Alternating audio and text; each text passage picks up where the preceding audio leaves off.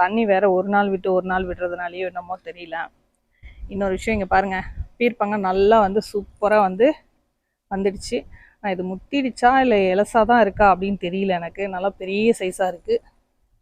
நீட்டாக வரும்னு எதிர்பார்த்தேன், ஆனால் இந்த மாதிரி குண்டாக வந்திருக்காங்க. இது முத்தி இருக்குமா இல்லை இலசா தான் இருக்கா அப்படின்னு எனக்கு தெரியலையே. இதை அறுத்தாலும் வீணாக போயிடும் இல்லையா. முத்திடுச்சின்னு நினைக்கிறேன். நல்லா நல்லா ஸ்ட்ராங்காக இருக்குது. இங்கே பாருங்கள், இது அன்றைக்கி பார்க்கும்போது நம்மளுடைய விரல் சைஸ் தான் நான் பார்த்துட்டு போனேன் பிஞ்சு. இது நல்லா சூப்பராக வந்திருக்கு. அடுத்து வேறு எதுவும் பிஞ்சு வரல.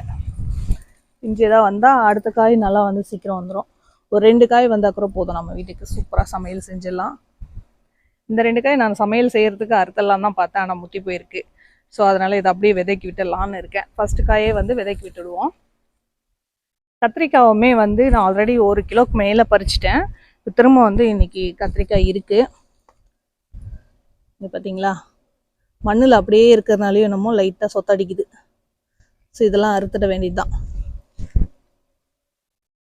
செடி கொஞ்சம் அப்படியே சாஞ்சிடுறதுனால அடிக்கிற காற்றுக்கு கீழே உட்காருறது, காயெல்லாம் மண்ணில் உட்கார்றதுனால நல்லா மண்ணாக எடுது.